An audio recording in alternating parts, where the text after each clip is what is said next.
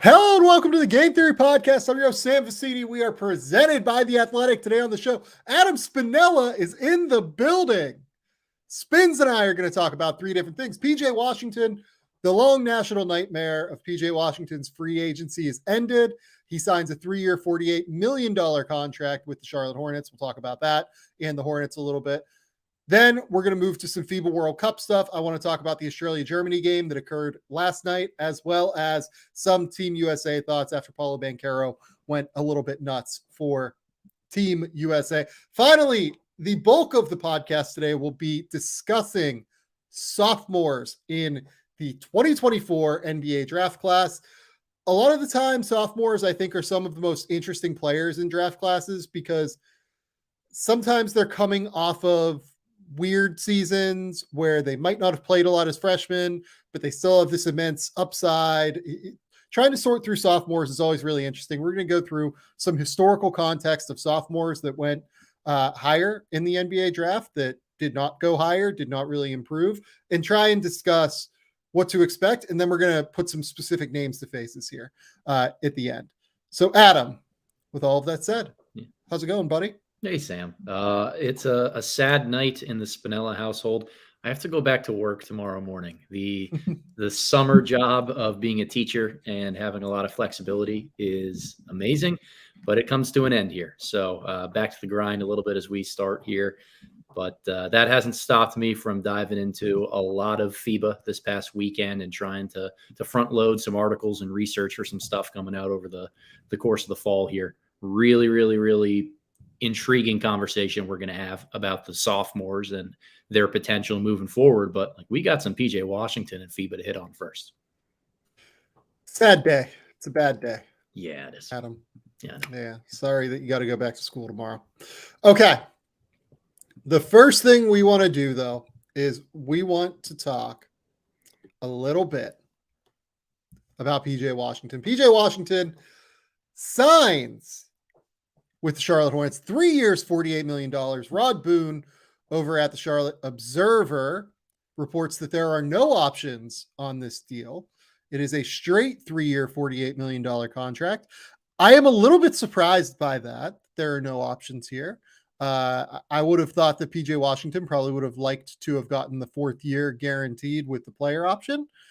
It's a little bit weird to me that Charlotte would make that a sticking point as well. So to just go 3 straight years is just from a negotiation perspective, I find it a bit curious more than anything else. In terms of value, I think this is probably pretty close to what PJ Washington is worth, as we've talked about. In terms of strategy, I have some questions on why PJ Washington would do this. I get why, and I don't want to question it too much. I think it's completely understandable in a lot of ways.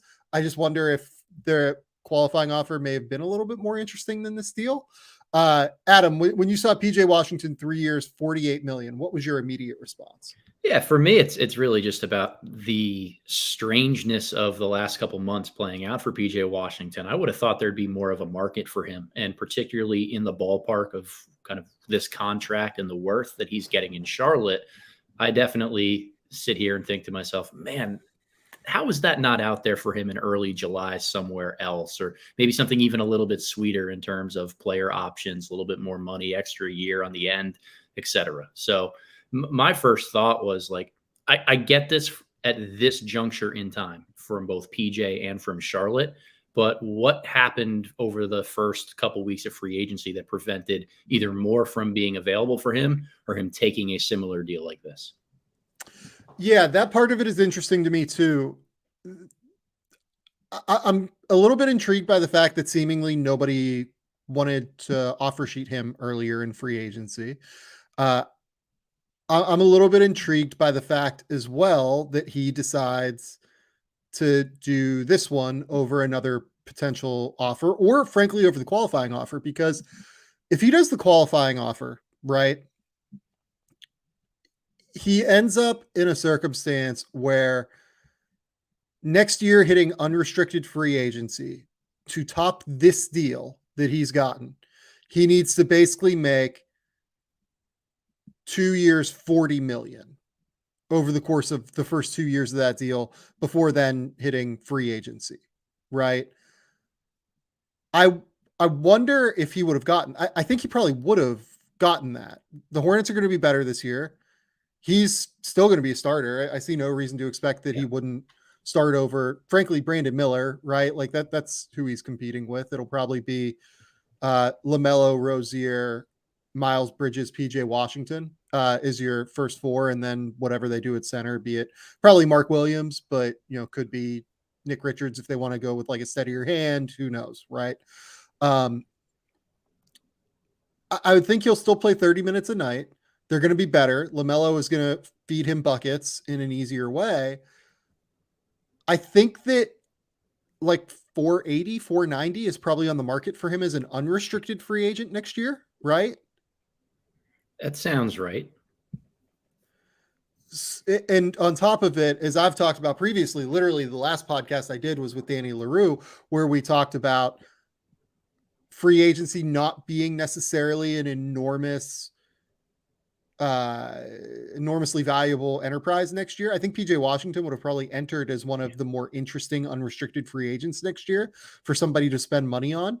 We just saw like what, I think Cam Johnson's a better player than he is right now, but Cam Johnson is considerably older than PJ Washington is. I think he's 2 years older, and he just made for like 90 or so, something like that, 400 ish. I kind of think that I think he would have broken even and beyond by waiting, I guess is my point. And look, I'm never going to begrudge somebody for taking a guaranteed $50 million over 3 years, right? Or guaranteed $48 million, because like that's silly on some level. But I wonder if taking the qualifying offer actually was a very real other option here in comparison to this contract. Well, can I play devil's advocate there for a quick moment? Please. So we were talking a little bit earlier, and you're saying maybe Brandon Miller coming off of the bench while PJ starts at the 4. What if it's been made pretty clear that the plan is to start a front court of Bridges, Miller, and Mark Williams? And then you've got a pretty good two-headed monster of Williams and Nick Richards as your kind of platoon fives. Where do the minutes for Washington really come in to the point where he can play himself on a qualifying offer this year into a better contract and really put up those numbers?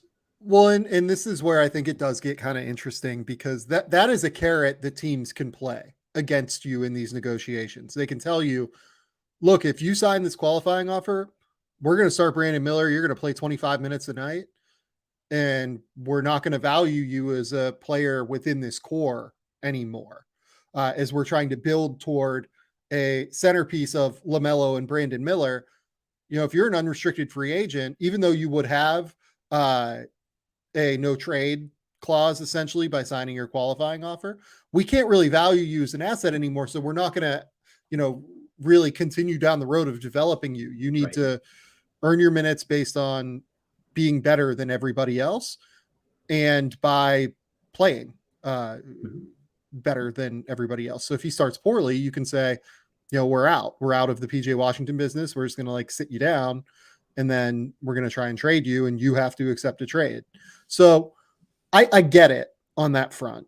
I think that is a real piece of this that often goes understated. And I've absolutely heard of teams playing that carrot against a player before. Yep. That is not theoretical. No, and then it's, I think they draft Brandon Miller with the intent of trying to turn him into a star and probably play him, at least by the end of the season, if not at the very beginning, a starter's share of minutes in a starter's role. And for PJ, like the value he brings, or at least in my opinion, has brought to the table for the Hornets, is by being a versatile guy who can play both the 4 and in a pinch play that small ball 5. Well, the Hornets have done well enough with development at the center position, and they draft like 6 of them a year to the point where that's not a role that Washington can get consistent minutes from anymore.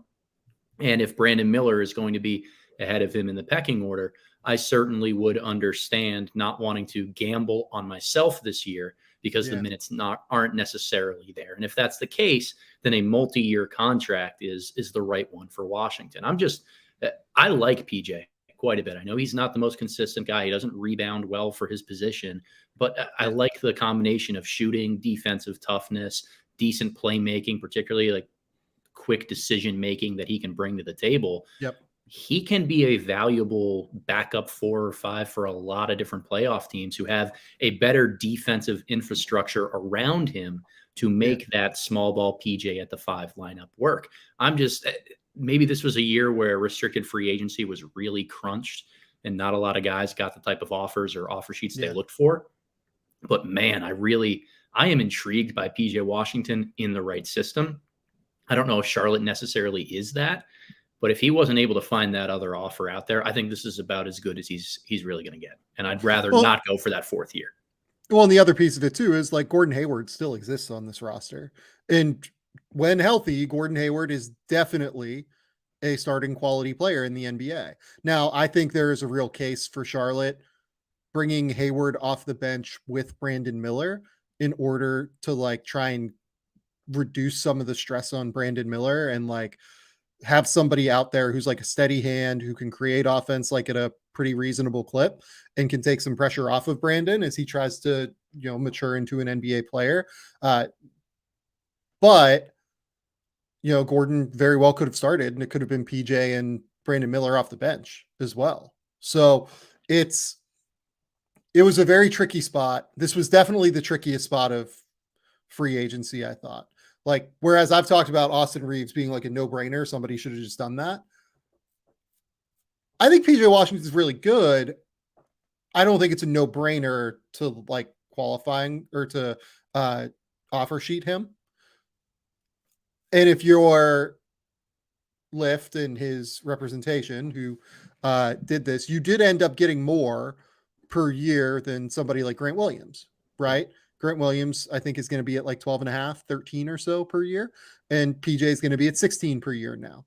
And now you have a deal that expires in 3 years instead of 4. You're going to be able to hit free agency again at 28 years old.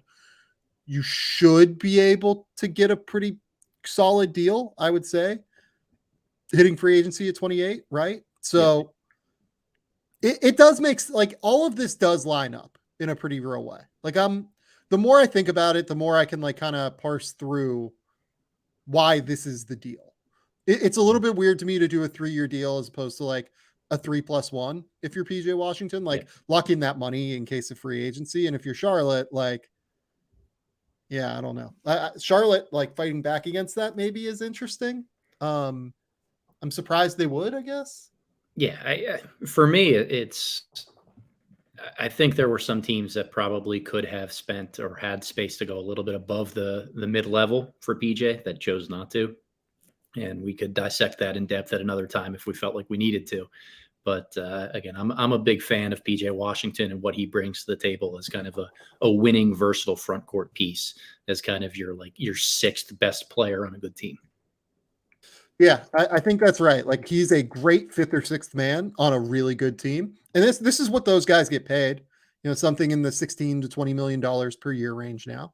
Like that's the reality. So good deal across the board. I'll just ask you this now. Let's finish PJ Washington here. Where does this leave the Hornets for next year? Do we think that the Hornets are a play-in contender now? That this is done and they have their roster set? I think they're probably close to that level. I struggle to really put them in that mix fully, just because I don't know if I trust how quickly Brandon Miller is going to be integrated for success in the NBA. But yeah, they have some versatile wings and some guys like Bridges and Washington and Brandon Miller who can do things on both ends of the floor. They've got a true, maestro with the ball in his hands and a guy like LaMelo Ball. And there does seem to be some shooting around him to make it work offensively. So, the way that the Clifford coaches on the defensive end of the floor and gets these guys to continue to buy in and maximize who they are there, certainly every reason for Charlotte Hornets fans to be optimistic that they can be in the top 10 in the East. Well, and it's just really interesting because, this team won 43 games in 2022 with Ball and Bridges. Right. And Terry Rozier had a really good year that year. Gordon Hayward played like 50 games and was solid. Like they have a better roster on paper right now than they did then, I think. The thing for me is, I think the East has gotten a little bit better around them. And I think that in general, one thing that people around like maybe Charlotte fans and things haven't really recognized is just like the talent level in the NBA is way higher than it was 2 years ago. Like these last 2 draft classes, plus this one that is just entering this year, have really lifted, I think, the talent level in comparison to what has kind of filtered out. And that creates like a really interesting dynamic in a lot of ways when Charlotte in 2022 particularly really missed out on that rookie class. Like the Kai Jones, James Bouknight year, like that is a problem for them, that they just have not gotten anything from that class. And then the next year, like last year, you know, I think it remains to be seen. Mark Williams, I think, looks like a pretty solid hit, but you know, again, we'll see what he can be. Maybe he might be really, really good, but I want to see a little bit more. But to only have like one guy plus whatever we think Bryce McGowan's is from those classes is, given that they were not like a high-end playoff team, they have not kept up, I think, with a lot of the rebuilding teams from a talent perspective. Totally agree. And beyond that, it sets them up for a smaller margin for error when it comes to having your guys healthy. Like the depth that they have to replace some of their marquee players for just your average 5-game road trip is going to be pretty challenging for them. I think that is possibly true. I mean, look, they go 7 deep, like at a pretty solid level. Like we just mentioned, like 7 guys, like the 5 guys we thought were starters, plus really 8 plus Nick Richards, right? They get Cody Martin back as well. Like, I don't think any of these rookies are really going to play. There are some Hornets fans that think JT Thor can be valuable based off of what they saw last year. I'm not quite as high on JT because of the offense, but we'll see. They lose Dennis Smith, Dennis Smith, which is like a real problem. Yeah. Like, I'm like cautiously optimistic, but it's just such it's a different league around Charlotte right now. And B, I still don't know how much we know about how the LaMelo style of play is going to mesh and blend with the Steve Clifford like defensive style. And I'm not saying it can't work. It might work at a really high level. Like they might go from having like a top 10 offense and a bottom 6 or 7 defense, whatever they had in 2022, to continuing to have that top 10 offense because LaMelo and Miles Bridges have gotten better or whatever, and raising that defensive level. Or there might be real diminishing returns offensively as Steve Clifford tries to slow the pace down a little bit. I'm not totally sure what to expect, I guess is what I would say. Yeah, I mean, for as many years as Clifford has been there now and helped this team mature in different ways, like it still doesn't feel like we have a full idea of what an 82-game season is going to look like with him at the helm. Yeah. Yeah, and look, LaMelo played 36 games last year, and they played at like the 8th highest pace. It's not like they were, wildly fast or slow or anything, but they were not a great team when LaMelo was there. You know what I mean? Like it felt like they were struggling a little bit to come and figure out how to make it all work, Totally. So, Adam, do you have any other thoughts here? No. Again, they're right in that mix of several other younger teams that we've talked about in the Eastern Conference before. We talked about Orlando and Indiana last week. Like I think this signing kind of puts Charlotte in a similar tier of team in the East. Yeah. Last year, I believe they went 15-21 in games that LaMelo played. So better than what their final record was for sure, but still not a great team necessarily. No. And that's where Miles Bridges getting back comes in, and hopefully that can lift the rest of the tide. Is there any other question here? As a Pistons fan, how would you compare this contract to Isaiah Stewart? More player friendly because it's 3 years versus 4, slightly higher, or no, same average annual value, I guess. Isaiah is a little bit younger than PJ, so he has the ability to hit free agency actually at a younger age than what PJ does here. So even though it's a 4-year deal, he'll still be hitting his third contract at a younger age than what PJ will be. I think I do like this PJ deal better than the Isaiah Stewart deal for the team as well, if only because I think PJ is just like a little bit better than Isaiah. Yeah. But I think Isaiah has gotten Isaiah's rate of improvement is pretty real. I do like Isaiah more than like what the consensus seems to be. Yeah, that's an interesting comparison to me. I don't know where it is on it. Yeah. Like two like combo 4-5 guys, two like guys that have really learned and developed as shooters, valuable defensively. Stewart more rebounding oriented, PJ probably a little bit more space defense oriented. I trust PJ's shot a little bit more. I like Isaiah's toughness quite a bit. That's a really interesting comparison. That's a really, really interesting point of comparison. But man, would I love to see PJ Washington in Detroit with that team. I think that would be a really good roster for him. It would make a lot of sense. I think it would actually make quite a bit of sense. Last thing on Charlotte here. Why isn't Kelly Oubre signed? Yeah, I mean, I think Kelly can help somebody, but you know, it's just hard when you do have this reputation as a not defensively inclined, high volume scorer. He did average 20 points and 5 rebounds last year, but like you basically have to like build a bench unit around Kelly Oubre. And like, if you're Charlotte, as we kind of talked about, like you have Gordon Hayward running the bench unit and you have Brandon Miller entering the fold on the wing, and you have all these guys. I don't know that Kelly Oubre makes a lot of sense for them. If I was a team, frankly, like Phoenix, and I could get Kelly Oubre on the minimum, I would do that. Yeah. But I also understand why Kelly Oubre is thinking, you know, I just averaged 20 points per game in 48 games last year. I'm not a minimum player.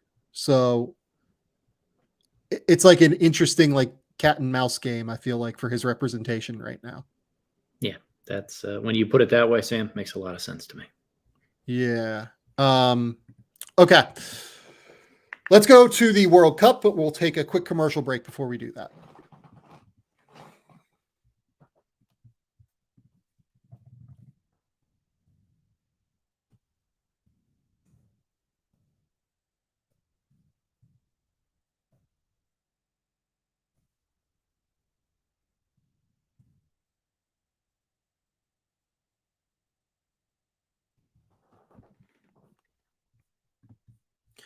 All right, Adam. Do you want to start with Team USA or do you want to start with Germany, Australia? Oh, let's definitely start with Team USA. USA. Okay. Oh, man. I can't even do that anymore. I live here now in Australia, so like I can't really do that. Okay. Team USA goes out, beats New Zealand. Do you have a final score here on the sheet? I didn't even don't care to grab it. No, I don't have it. It was a slow bleed second half. We'll put it that way. It was a slow bleed second half. Yeah. USA came out a little bit slower than what was maybe anticipated for them. And then they ended up speeding it up in the second half and really got it going. I think the thing that really stood out to me more than anything was just Paolo Banchero playing the 5 was like completely unstoppable from New Zealand. Like that, from their point of view, they had no answer for Paolo Banchero at the 5. He was too athletic. The way that they would utilize him in screens, the way they would utilize him kind of in mismatches on the wing and let him create that way. I thought that it was really, really, really creative and interesting to watch him play in that role. And I think it's like very clear that that should be their like counter to Jaren Jackson at the 5 at this point. Yeah. And I want to be very clear and bring up this point because I see it go around a lot on Twitter and in social media talking about Team USA. Like the roster construction was built by Steve Kerr and company to give Steve Kerr the flexibility to play different guys at the 5 based on what they need in that individual matchup, that they could come out in their next game and really need Jaren Jackson to play the 5 in all of the important minutes that are on the floor. But what they identified through the flow of the game early, and particularly through the first half against New Zealand, was that they can get away with switching and really applying a ton of pressure on the perimeter because there weren't a ton of athletes on the floor that could break away from them and get dribble penetration, where Jackson's rim protection comes into play really effectively. So they leaned a little bit more heavily into that. And yeah, Jackson and Bridges and a couple of these really strong defenders had foul trouble. So it was more about scheme than it was personnel for Team USA. But it was great to see Paolo succeed here and do exactly what he needed to do by being mobile enough on defense and play through him on offense in ways that really screw everybody that's going against them, because there's no way to stop Paolo at the 5 unless you have a mobile big man to match that. So I thought it was just great tactical play by Team USA. Yeah, like I'll be really interested to see what that looks like against teams that are just more athletic than New Zealand is, right? Like Paulo was able to get away with switching at the 5 in a pretty real way, like in a way where he wouldn't have been able to do that against like Dennis Schroeder, I don't think, at this level, right? And maybe he will, maybe he won't. Like we'll see. He's still a growing, developing player, and getting this experience, I think he's going to grow pretty rapidly, like even over the course of these 3 weeks here. Like the Paulo you see at the start of this tournament, it's not going to be the Paulo you see at the end of the tournament, I don't think. And that's a great sign for Orlando as well. Couple of just random things that continue to like annoy me about his game. Sure. There was like a driving kick into the corner, and I forget who reversed it up to Paulo. I think it might have been Reeves reversed it up to Paulo. And Paulo has like a wide ass open 3-pointer. And instead of just taking it, he needs to take the rhythm dribble to kind of get himself into that motion. He feels a lot more comfortable off the bounce than he does off the catch. I think that's where the next development for Paulo comes, just in terms of getting easy buckets. In the NBA or even in FIBA, when you're playing against better teams than New Zealand, those windows just close way too quickly. It's the process for me on that's a little bit of a problem. Sure. And that's like so super nitpicky, but also like it's a way for him to get easier points, I think, is being able to shoot off the catch from beyond the 3-point line. That to me is like a big piece of where his next growth will come from. Defensively, I thought he held up really well at the point of attack in switch scenarios. I am very interested to see him play against faster guards, and I would love to get more exposure to that. I'm not saying he can't do it. He did not have success with it last year, but again, he's growing and developing, and I am intrigued to see where that lands.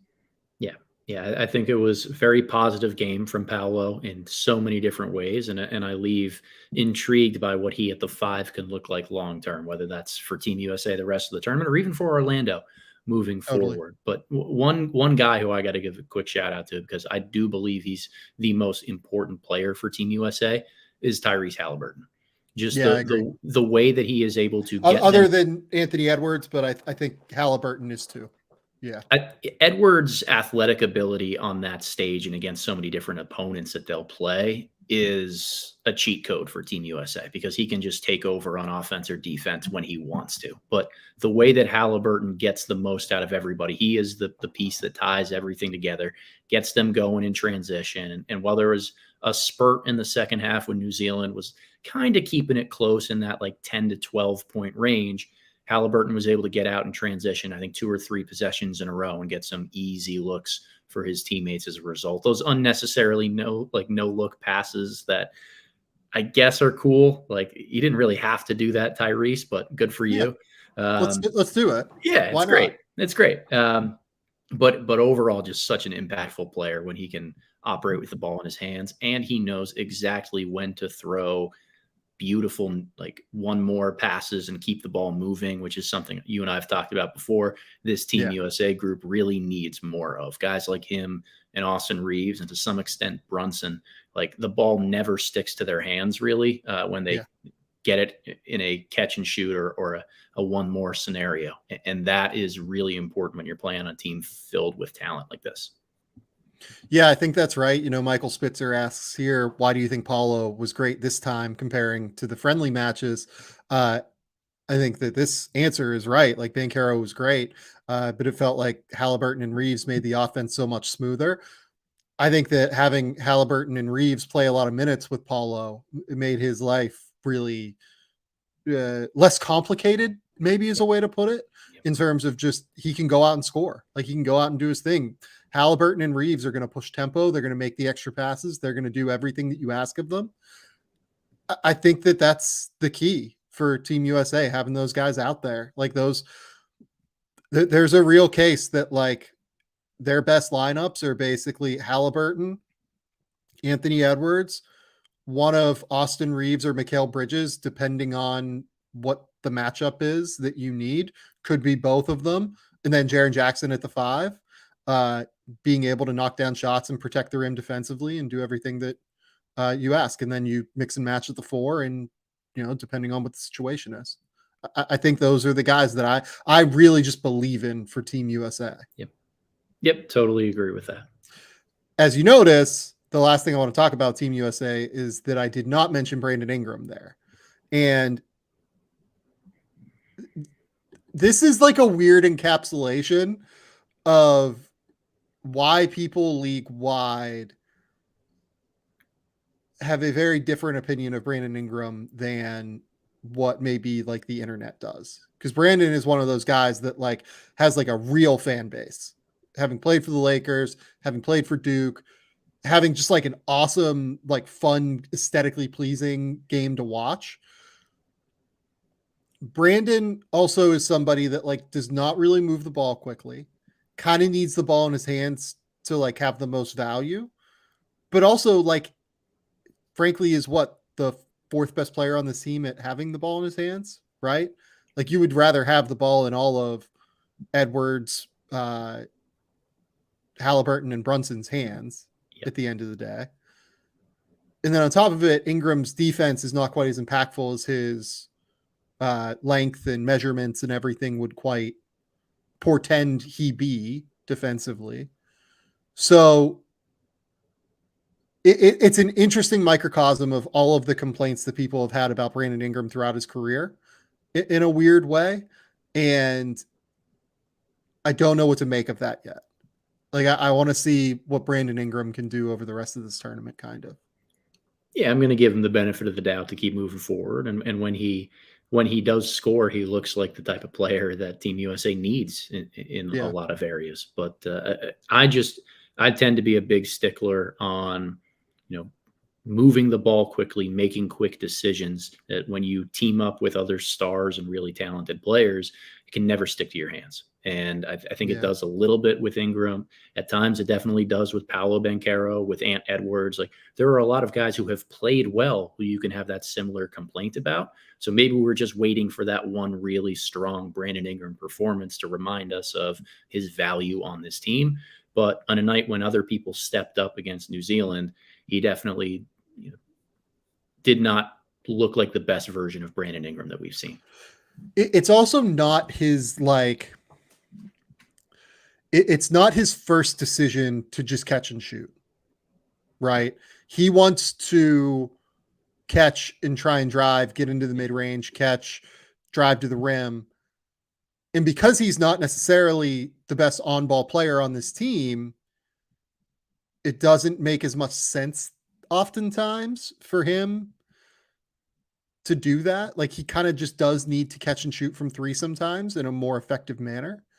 I don't know what to make of all of this yet with Brandon. I really like Ingram and I really like his game. And I think he is definitely like a top like 40 or so player in the NBA. Like, I don't know what the number is, especially with the ball in his hands. Like, I think he can be like a really plus number 2 option, but like on this team, he's being asked to be more the 3-4, and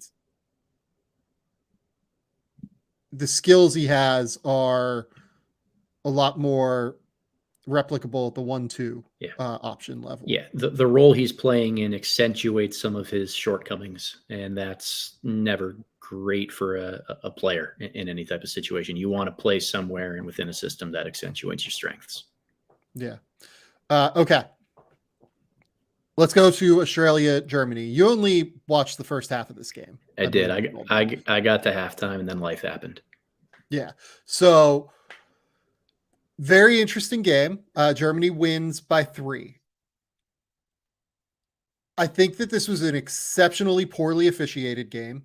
I want to call that out first. This official was off his like rocker. It felt like a lot of the time. And I didn't think that the other officials were particularly great either. And then I will also note that I think Australia is still really trying to figure itself out structurally in a way that is concerning when trying to figure out how good they can be in this tournament, I guess. That's my worry. Are they going to be able to figure out their problems in terms of the bigs? Yeah, I don't know. I don't know what to make. They've got skilled players on their roster in a lot of different ways, but I worry about how they combine to simultaneously provide proper floor spacing on offense and actual impact athletically on defense. And this is where the Jock Lawndale injury is like a killer for Australia. It felt like they probably had a structure that they wanted to run with Lawndale defensively. And now that it's Dwap Reith and Nick Kay, they're still scrambling and trying to figure out what exactly they want to run defensively all the time. They didn't really have like a tried and true method last night, it felt like. Eventually, Brian Goorjian went to Xavier Cooks, and I thought they looked like way better when Xavier Cooks was in there, like at the 4 and was effective. But like they started with both Dwap Reith and Nick Kay on the court. And like all due respect to those guys, I think that Dwap Reith particularly is a player I love. I'm not the biggest like Nick Kay guy, but I respect that he is a 6'9" guy who's comfortable shooting threes, who has like some defensive versatility. You can't have both of those guys on the court who aren't really shooters. Like they can both kind of shoot threes, but aren't the most confident shooters necessarily. It's not their first step to like, space beyond the 3-point line, right? And then also have Matisse Thybulle on the court, and then also have Josh Giddey playing point guard. There's just not enough space out there.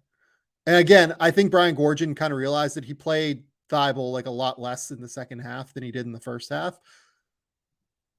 But like that's why Germany got out to like an 8-0 run to start the game, was they played this disaster level lineup. Yep. And you just can't really do that. Like, and I guess like I get that Xavier Cooks can't shoot either, but like Xavier Cooks is just like a lot more of a quick decision maker and like a versatile short roller, and you can do like a lot of different things with him.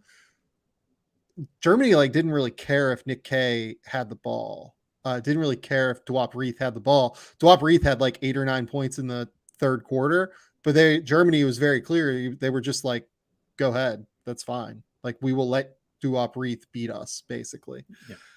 And when your whole offense at this point is geared around Patty Mills being creative and like driving, and then also Josh Giddey particularly getting ball screens and playing in like a ton of Spain pick and roll, as you saw late in that game particularly, I'm worried about the structural makeup of this team. And I'm a little bit worried about how they're going to be able to I'm worried about whether or not they will play their best lineups, maybe is the better way to put it. Because to me, Josh Green is a better player than Matisse Thybulle. Agree. You should be playing Josh Green ahead of Matisse Thybulle. He also helps because he's not a zero shooter. The other guy that's been fantastic is Dante Exum. Play Dante Exum more as well. And play him with, I think, Patty Mills and Josh Giddey. They're big enough to defend. Dante Exum is 6'6". Josh Giddey is 6'9". You can get away with playing those 3 guys on the court defensively, I think. Like someone here asks, Giddey hasn't improved in the offseason, horrible handling, still poor finishing at the rim. I like completely disagree with both those things. I think that Giddey clearly has like gotten better in terms of driving to the rim and playing in ball screens. There's just no space for him. Like he has no space to operate. Teams are just collapsing on them constantly because they have no shooting around him. You have to do whatever you can to get shooting on the court, I think, if you're Australia at this point. Whatever you can do to find it. So, and granted, I only watched the first half of this game, and I don't know if Giddey exploded in the second half, but what did you think of his performance in this Germany game? Because I wasn't really impressed. Yeah, I thought the first half was terrible, and the second half was really good. The Okay. second half was like really, really good. He took over in the fourth quarter a little bit, and then they kind of went away from him in the like final possessions of the game to kind of defer to Patty Mills a little bit.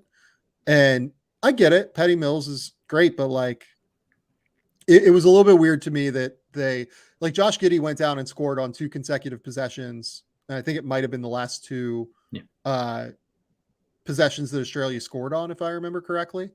And then he like didn't touch the ball the last 3 possessions of the game, except for the heave from half court where he got fouled and they didn't call anything. So like, it's a little bit weird. It's a little bit weird to me. Yeah. So like, and look, I understand that he's got size and length, and the idea of him, Exum, and Patty Mills together, like theoretically should make sense. I thought when Germany was able to get Giddey one-on-one with bigger guys, they had their way with him. Like that's still an area where he really struggles. I thought his handle did look a little bit loose today. Like he got that 1 10-second call in the first half when Germany decided to pick up in full court pressure. And like there are small areas where when he isn't surrounded by the ideal situation for him, he can have those games where he's just not helping you really well. Like if it weren't for Patty Mills scoring 82 points in a row to start the game, like this could easily have been a massive blowout for Germany. Yeah, no, it really could have. And Australia never figured out how to guard ball screens from Germany. Like, and it wasn't just it wasn't just Dennis Schroeder. It was also like Maudo Lowe, like caught them multiple times, stringing out his man and getting a mismatch with Nick Kay, with Dwap Reith, whoever. I think that Australia really needs to just embrace being more athletic and skilled and like having quicker processors out there than everybody else does, and like play small and fast. Yeah. Like, and play small and fast. And I think that would require a little bit of playbook change on the fly too, because they're running a lot of like ball stays stationary in the middle of the floor, running guys off of floppy screens or stuff on the baseline. They tag almost everything with a back screen, whether that turns into a Spain pick and roll or like different screen to screen or stuff. They try to get a lob early on, like that. All of those bodies, and while back screening, really efficient action, particularly at opening up reversal passes on the perimeter. If you back screen before you pop, it clogs the lane in such a way that guys like Giddey or Exum, who play with the ball in their hands on occasion and aren't insane pull-up scoring threats, it just handicaps them a little bit more. They're going to have to tinker some things. Yeah, and you know, the go-to at the end of the games, it seems like for them, are these Spain ball screens, which I think Gorge is referring to them as stack ball screens. Like he's definitely comfortable running those. And I think it's actually a really good set for Giddey when you have Patty Mills come up and set the screen, because you can like slip Mills, you can cause all sorts of like, you know, crazy movement for defenses as they try and like fluster it. But the other thing I'll say is like Germany also went to a bunch of those like stack ball screens and Spain ball screens, and Australia had no idea communication wise how to guard a lot of them. It felt like it felt like a team that has not played together within a lot of those actions within the bigs. And it you know, feels like having Dwap Reith and having, you know, Nick Kay and having to have them with the starters as opposed to the bench guys, maybe that has kind of thrown some things off in terms of the communication. Like there was one play where they ran like a Spain ball screen into a like wing. I think it was like a lift out of the second screen in the Spain action, and then just like a pitch back to Dennis Schroeder, and like both Thibault and I think it was Nick Kay like went and guarded the big and just like totally left Dennis Schroeder wide open. It was like, wait, no, that's the guy you have to guard. Like he is 30. Like that's the one you have to get to. So yeah, and like I don't know what to make of Joe Ingles in any of this either. Like there's a lot. Yeah, and like I think Joe was pretty effective, in spurts. I think he was really good in the first game. And then also like if I was them, like I'd just be playing Jack White over Nick Kay. Like Jack White's like pretty big and physical and like willing to do what he has to do. Like Nick is a better rebounder, I guess, but like I trust Jack White shooting more. Yeah. And like I trust him to like just be a little bit better in space defensively and like not get crushed in these switch actions. Yeah, like there was a 10-0 run to start the fourth quarter that you didn't get to, where Australia ran like, or Germany ran just like ball screen after ball screen, getting Nick Kay strung out. And it was just like, my God, I mean, you got to do something here. And eventually they went to Cooks, and Cooks did pretty well. But I think it's Cooks, and I think it's like Jack White. Like like this sounds simplistic, and I don't mean it to be like rude to these guys that are good professionals overseas, but like play your fucking NBA guys. You know what I mean? Like you've Xavier Cooks, you have Jack White, you have these other dudes who can play. And it's not that Nick Kay and Dwight Reith can't play. It's just like, I think Xavier Cooks is better than both of those guys at the end of the day. I do. Yeah. Play your best guys and figure out fit later. Kind of. Yeah. Last thing I want to talk about is Germany. I think Germany is like a very real medal contender. Yep. They have incredible rim protection on the interior with Daniel Tice, with Johannes Voigtman. They can play pretty big with Wagner at the 4. And then they can also really hit you with ball screens because Dennis Schroeder is really, really good in this setting in FIBA. He is a fantastic, fantastic guard to have because of his speed. Yep, he's really good, but he is no Patty Mills. That guy is the ultimate FIBA champion. I love watching Patty Mills play international hoops. He's so good. Yeah, he's the best. Like Patty Mills, Dennis Schroeder, these guys that are smaller guards. It's why they kind of wreck overseas a little bit every time. Germany's a real threat. Maldo Lowe has really gotten a lot better since he was at Columbia, and he was really good at Columbia. Like they have a real core. And oh, by the way, they beat Australia without Franz Wagner. So this is a real medal contender. I think that like probably the 3 best teams I've seen so far are USA, Canada, and Germany. Yeah. Canada looks really good. Really, really good. Yeah. Canada is like a genuine danger team for anybody that has to play them. They're really good. Yeah. They are.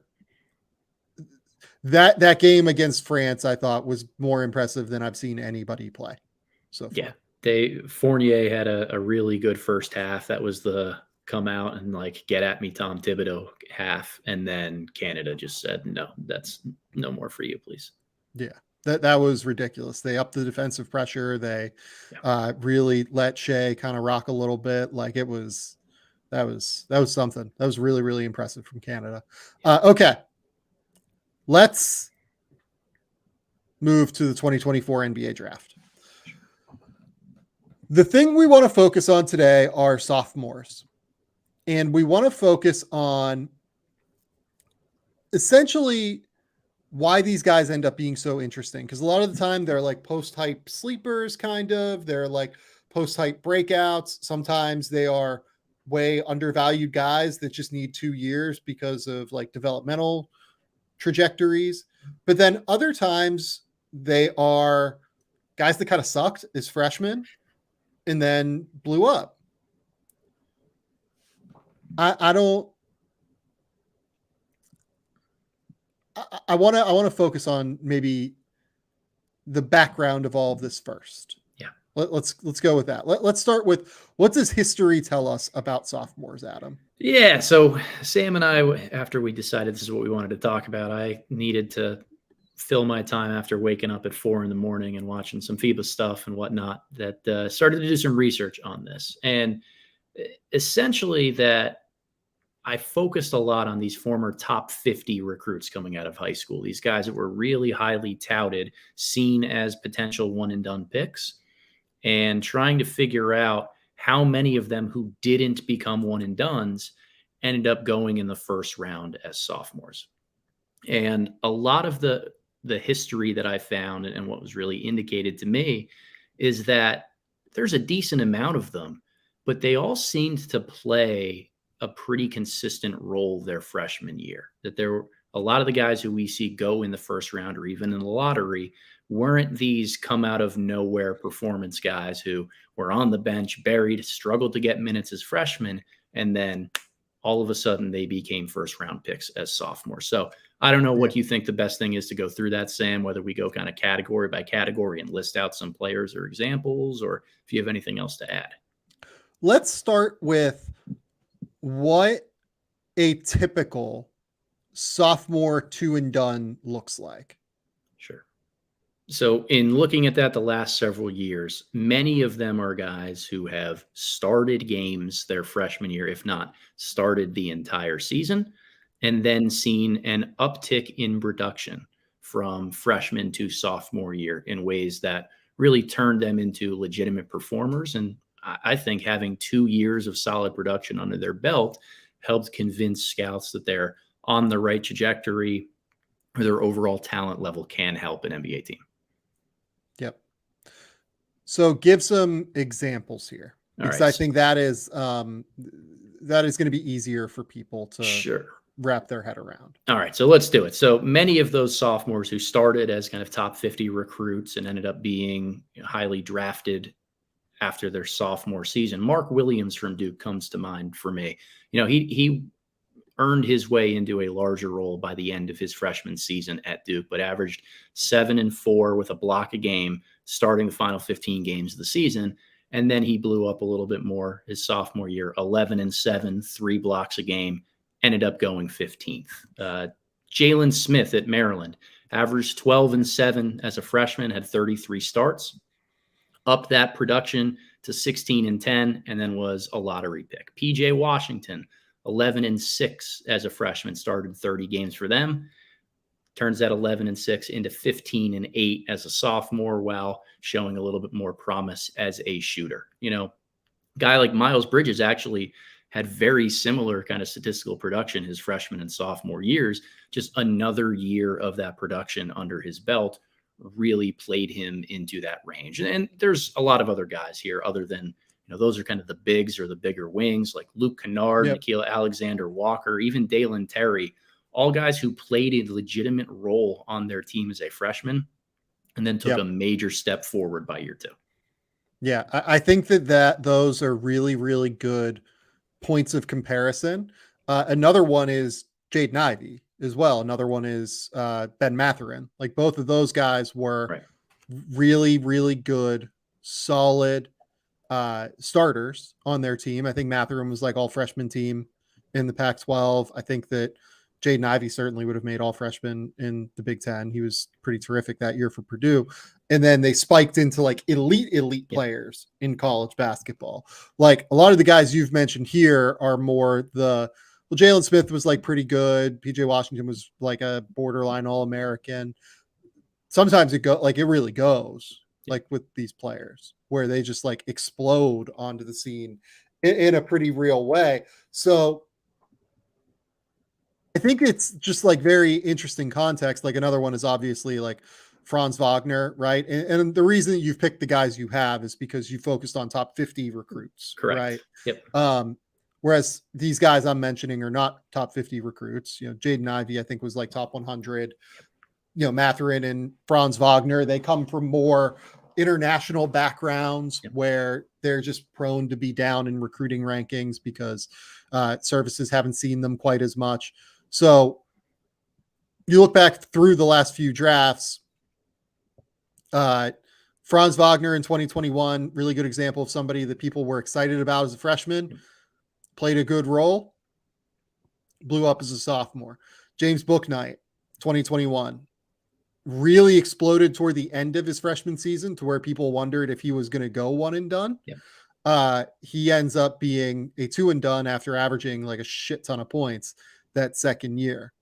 Trying to think here. I think Bones Highland had like a pretty good freshman year at VCU. Yep. Going back to 2020 now, Devin Vassell is an interesting one. How would you categorize Vassell? Because I thought he's like kind of in the middle a little bit. It's like but he's weird ass like Florida State scheme. Right. It's so much of that is kind of outside of his context. Like the minutes that anyone at Florida State would be asked to play, Vassell was pretty much at the max of that end because they wanted to play 10 to 12 guys. So I would think of him more in this. He showed what he can do as a freshman and then just got a little bit better and a little bit longer of a leash his sophomore year.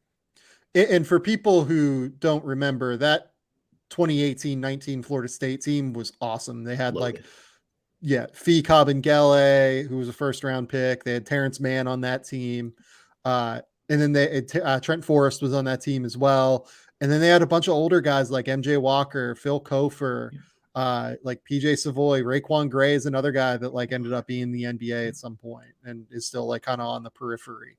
So it was just like an absolutely loaded team. They had 11 guys that played at least 22 games, it looks like, and averaged 10 minutes per game, basically. Vassell was quite good as a freshman. It's just like he wasn't always in the lineup necessarily.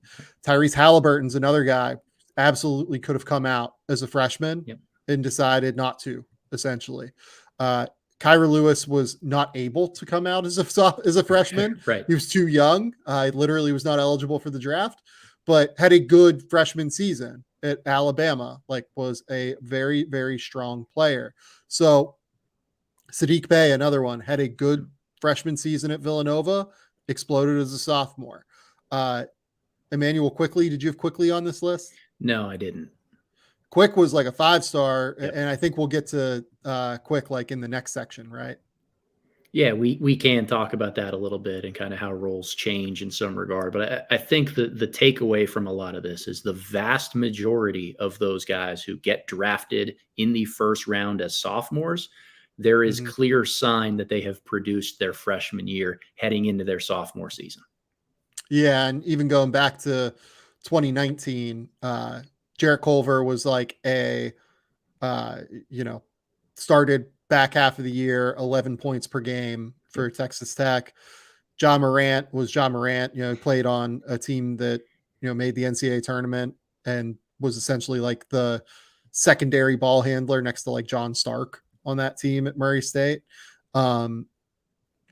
It's kind of continuing to go through here. Anyone else that like really stands out as a 2 and done that is worth explaining? Kevin Huerter was pretty good as a freshman at Maryland as well. Like, 10 points a game, started every game for Maryland, was really good. Rob Williams was really good as a freshman for Texas A&M before deciding not to go pro. Could have very easily been a first round 1 and done guy and decided not to. These guys,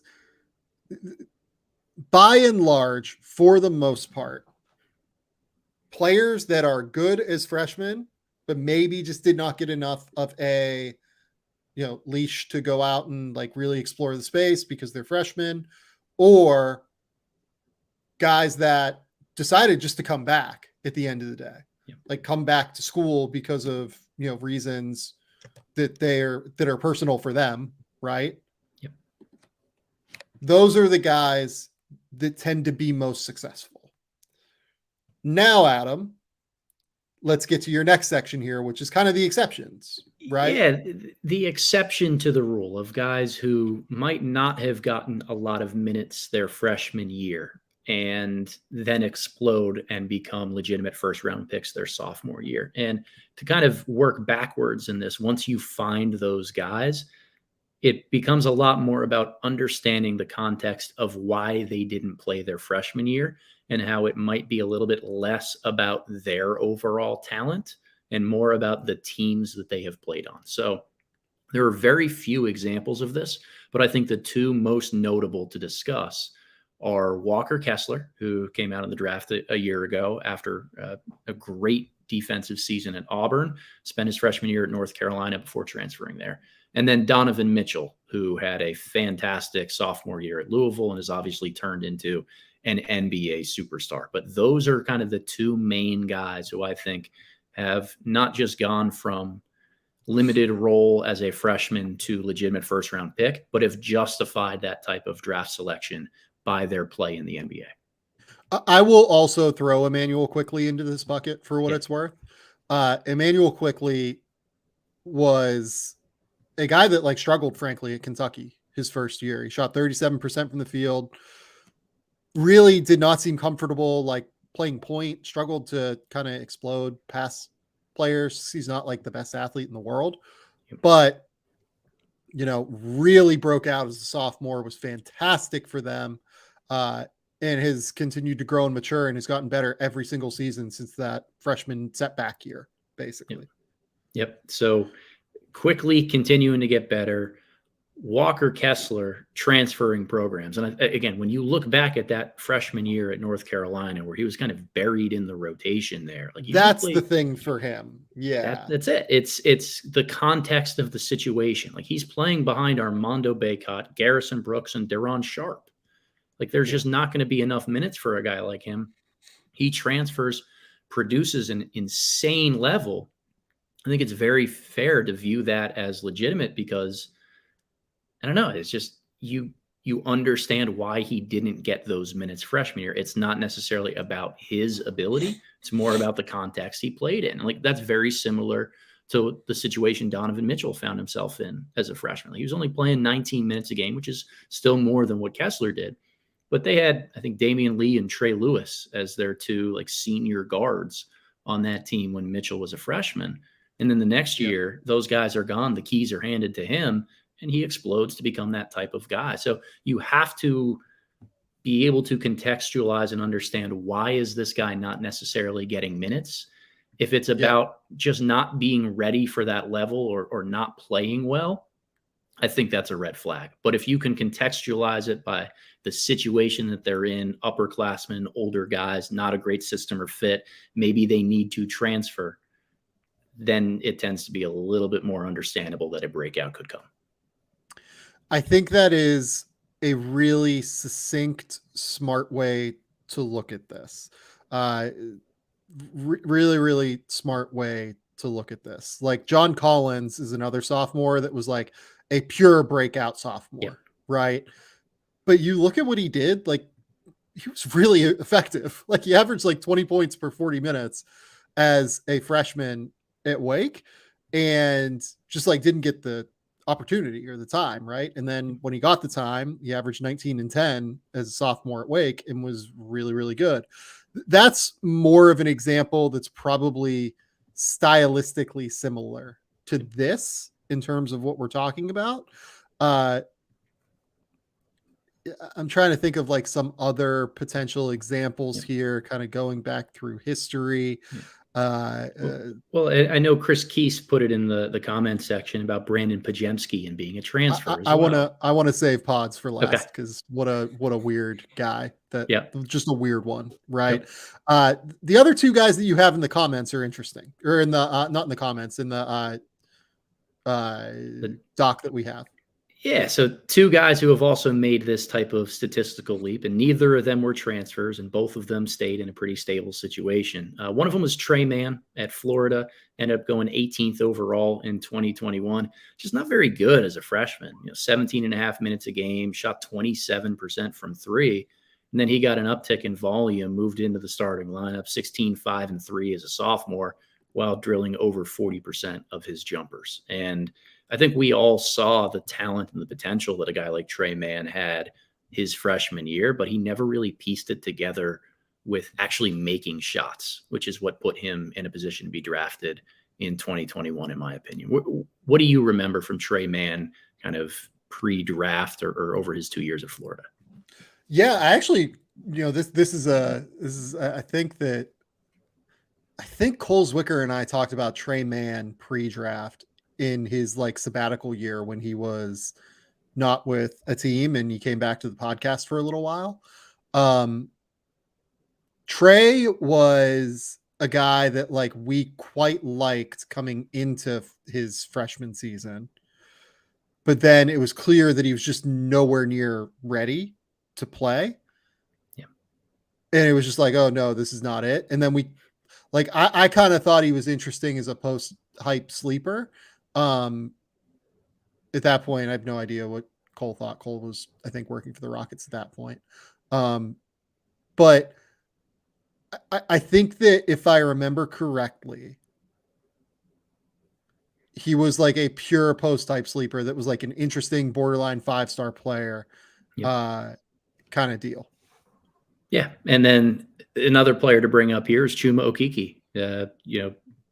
Decent role as a bench player, as a freshman, 21 minutes a night, like 7.5 points, 6 rebounds. It's pretty good, but he did take a pretty considerable uptick in rounding out his game, I thought, his sophomore year, showing a little bit more versatility, 12-7, 2-2, and 1, moving into the starting rotation. There were signs his freshman year, but I thought he made a pretty large leap from freshman to sophomore year. Yeah, like Terry Rozier maybe is another name. Averaged like 17 minutes and scored 7 points, shot 40% from the field as a freshman, but like earned minutes on like a really good Louisville team. Right. Yep. So that does matter. Like it's really, really, really hard to find the guys that were not productive as like first year players, basically, or at least like weren't solid. This isn't to say that exceptions don't exist, because they do, and they matter and they're worth pointing out when you see them. But it's a little bit more rare, I think, for you to find the like Alex Len going from averaging 6 points per game as a freshman to, X, Y, and Z, right? And then like, Jeffrey Chan brings up, Kai Jones, right? Like Kai Jones was not a productive freshman, and frankly was borderline productive as a sophomore. I was going to say, I'd argue he wasn't productive as a sophomore either. But it was just like such an athletic tools bet that I think I ended up with him like right around 20 as well, like 22, something like that. And he goes 19. So I can't, I'm not going to sit here and say that like I didn't buy Kai Jones. I thought he was somewhat intriguing at least. But yeah, like typically the guys that and that were productive as freshmen tend to be the sophomores that are good and become like 2 and done kind of players. Yeah. And again, I want to put the context element on those who didn't have successful freshman seasons, who jumped to that level, that you can predict it by either they needed a new change of scenery to get into a different coaching scheme, different lineup, not be playing behind older or better guys at that same position to win in college basketball. Let's be very clear. College basketball coaches' first prerogative is to win games, not necessarily to showcase and play guys who have the most long-term potential for the NBA. A lot of times those go hand in hand, and a lot of times guys recruit in a transparent way that brings in that type of talent, knowing they're going to get showcased. But in the cases of guys like Walker Kessler or Donovan Mitchell, sometimes you just got to wait your turn or move out to find a better situation, and that's okay. Yeah.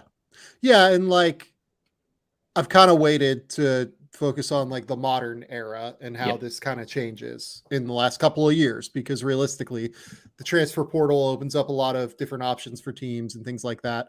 But also, Keegan Murray is an example of this in 2022, but Keegan was all freshman Big Ten and was just literally stuck behind like a loaded front court at Iowa that first year that I believe had Luka Garza on it, and was like, he just did not get a chance. Johnny Davis, however, did have a chance at Wisconsin and played like 24 minutes a night, but was not for all Big Ten, freshman team, right?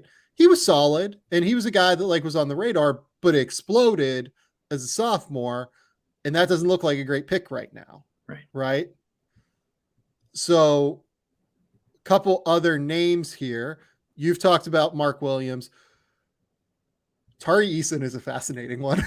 Yeah, he's a transfer too. Tari Eason is a transfer. He's an up transfer. Yep. Because he is a guy that only played 19 minutes a night at Cincinnati, was super productive in those 19 minutes at Cincinnati, but also had to transfer and ended up like not starting at LSU really either, but was just so physically gifted and talented that like just the traits were insane and the production per minute was insane at LSU. And like, I think that the signs were there for Tari, even if, you know, maybe we're doing a little bit of Monday morning quarterbacking on him. Well, didn't he have like an insane amount of fouls his freshman year? Am I misremembering that? I thought he really struggled to stay out of foul trouble. I don't remember that, but I'm just going to be honest with you and say that tracks. Fair. Very fair. Yeah. Look, a lot of these guys, I'm looking to give them the benefit of the doubt. I want to be able to blame the situations around them for why they didn't produce as a freshman. And if I can find it, like I'm going to have a little bit more optimistic of a view. Yeah. And by far the person that is most interesting in this conversation to me is somebody that was mentioned earlier. Chris Kesey brought up Brandon Pajemski. Yeah. I've written and talked at length about how he is like the outlier of all outliers in the draft process. Yeah. And I'm lower on that because like I don't love the fact that he is such an outlier. There just is no track record of somebody like this being successful. His feel is outstanding. His shooting is very clearly outstanding. I don't know what to expect. Like I don't know with Pods. He is by far the most interesting person in this conversation, though. He is. And I wanted to stay away from like 2023 and even some 22 picks because I think it's so early to know like what type of pro they're going to turn into. Because a huge part of this is trying to figure out whether these selections were justifiable, right? Like you've got to be able to weed out not just the pathway that these sophomores take to getting drafted, but whether you can actually derive value from that as an NBA team. Yep. I think that's right. Okay. Now, let's get to the names that we want to talk about here. All right. There are 5 top 20 players in this class, according to your research, who did not declare for the 2023 NBA draft. And let's also throw in JJ Starling, who was 2021 in the RSCI. Yep. Or it was 21 21st in the RSCI rankings. Kyle Filipowski is like the big name here, right? Flip was fantastic last year. Averaged a bunch of points and was frankly Duke's like most consistent offensive player through large stretches of the season. Averaged 15 and 9 as a freshman. Very well could have gone pro if he wanted to. Decided not to. Had hip surgery this summer. And the goal of that hip surgery is to make him more athletic and like open up his hips a little bit and like try and make him a little bit more of a switchable player, like a guy that can play the 4 consistently, everything like that, be a little bit more effective defensively and get a little bit more athleticism, right? Yep. He fits well within this conversation as a guy that like is probably going to be a first round pick, I think. Yeah, his production, if it carries over to consistency again across a second year, it is going to be really valuable. There are small areas he does have to improve, right? You talked about the defensive mobility. Like the difference between being multi-positional and being a tweener is just how damn effective you are at doing multiple things. Yes. And like right now, Filipowski's not a great rim protector and not quick enough at guarding the perimeter. He's got to either find one that he's good at or become better at both so that versatility really makes him stick as a 4 and a 5. at the next level. And he's got to shoot the ball a little bit more consistently. Like he is a much better shooter than the numbers indicate, but over a larger sample size, multiple years in college, you become more of what the numbers say that you are. I think that's right. I think he is going to be fine as a shooter. I actually really like his handle as well for a big. Yeah, I think he's going to be good. I don't really have I don't have like a strong, I don't have like I think he's going to be a top 20 pick, and like he's going to work like this.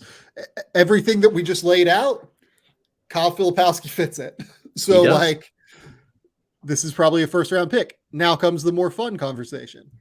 Dillon Mitchell. Dillon Mitchell was ranked by many as like a potential lottery pick last year. He averaged 4 points and shot, 60% from the field, and was a pretty massive disappointment. To me, this is the kind of guy that tends to not rise into this range, as we've seen. Yeah, and I don't know, I can't remember off the top of my head where you were at a year ago this time. I was never really high on Dillon Mitchell as a pro prospect, just because I thought that his tools really outweighed the impact that he can have in a half-court game. Loves to play in transition, super athletic, can disrupt on the defensive end and fly all around to make things happen, but didn't really have a role in the half court on offense and wasn't dominant enough as a defender in the half court on the other end of the floor in order to justify the type of role he would need.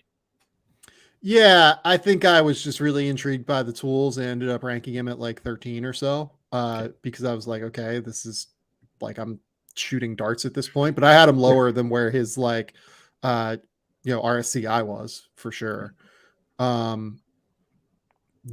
Like just can't play in the half court right now and needs to shoot it, like desperately needs to improve his shooting and needs to improve his half court feel offensively. I think that he's a really intriguing player. He's just a multi-year project at the end of the day to try and do that. Yep. And I think it's worth noting, like there have been these 5-star, like top 10 recruits who just take multiple years to continue to develop. Like that's what kind of happened with Quentin Grimes and had to continue to reevaluate and change how he played the game of basketball positionally. Maybe that's something that Dillon Mitchell has to undergo. It doesn't write him off as a pro prospect. I'm just not as interested in him as a sophomore guy who's going to be drafted in 24. Well, and the guy that he reminds me of a little bit is kind of Scotty Lewis, like just super athlete, very long. Like you can see the tools there athletically, but like, what does he do in the half court? You have to answer that question to be able to play in the NBA. What do you do in the half court? The next guy here is Kel'el Ware, right? So Kel'el Ware was 6th on the RSCI. Yep. Again, another guy that like I just never really was quite as high on as many people were. I think I had him at like 27 or so, something like that on the mock, like 25, because I was just like he was not all that productive in high school. Like if you're a big, the standard for bigs is just so high. He was in an Oregon situation where I think you can make the case both ways. Like they were somewhat deep. They have N'Faly Dante, who is their best player and was all Pac-12 last year. They had Quincy Guerrier, who averaged 9 points a game and was all ACC as a sophomore, I think, in 2021. And then they had Nate Biddle as well, who is a guy that like borderline like 5-star. I think people forget, like he was a really high level recruit, like I think he was probably a 4-star, but a guy that people liked quite a bit. So it was a loaded front court in Oregon, but also like not being able to beat out Nate Biddle, all due respect to Nate Biddle, is like kind of a sign. I think that maybe you might not be able to play in the NBA sooner rather than later. Yeah, and he's transferring and headed to Indiana now, where he's going to have no real blockade for those minutes in some regard. Like I think Malik Renew is a really good prospect. They've brought in some older guys, but like this should be set up where those excuses of really proven older players are gone. That should be out of the conversation here with Ware. I disagree. Interesting. Why? I'm not saying that like he will play over Peyton Sparks. Yeah. Like I'm not going to sit here and say like, but Peyton Sparks was the MAC Rookie of the Year in 2022, 2-time All MAC player, shot 59% from the field last year, lives at the foul line, rebounds the hell out of the ball. Like Peyton Sparks is like a good guy to push him, I think, like in a real way. Like he is somebody that needs, it feels like to be pushed and to like try and like, really improve your skills. Yes. Like Peyton Sparks is good enough. And Malik Renault is like, I think he's their best big this year, frankly. I've said that a couple of times. Yeah, no, like someone here is saying in the comments that Kel'el Ware was the third most impactful player for Oregon last year. Very strong disagree with that. Nafali Dante was one. Like Will Richardson did not have a great year last year, but Will Richardson was better than he was. Jermaine Cousinard was better than he was. Like you can kind of go like up and down the list. Like I get it if you want to go by like per minute numbers or whatever, but they were not as good of a team when Kel'el Ware was out there last year. The context with Ware is so interesting to me because he was, again, a top 6 recruit coming out of high school, has played on like the Team USA U18 group that went to the Pan America games or whatever it was last summer, and like didn't look great in a lot of different regards. Played in high school and AAU stuff with, I think, Nick Smith was his high school teammate, and like he had a lot of really good talent around him at those levels. But the question that I've continued to hear is kind of motor and consistency and stuff from him. And it's going to be really hard to beat out a bunch of seniors and older guys when you're a freshman if you're not playing with that fire, that urgency, that consistency on a day-to-day basis. Because when you're 22, 23, you tend to bring that to the table. Yeah, so Nate Biddle played 814 possessions last season. Kel'el Ware played 870 possessions last season. Oregon was 3 points per 100 possessions better when Nate Biddle was on the court. They were about 6 points per 100 possessions worse when Kel'el Ware was on the court. And that is per Pivot Analysis. Shout out my good friends over at Pivot. They were a better team when Quincy Guerrier was on the court. Like it's really just kind of hard to look at any number realistically with Kel'el Ware and say that this team was better when he played. There's just not, the number doesn't really exist that I've seen. And Ware has always been thought of, at least from what I can tell, as this long-term upside, like insane tools for a 7-footer. The comfort that he shoots the basketball with. He can put the ball on the floor a little bit, more so in transition than anything else.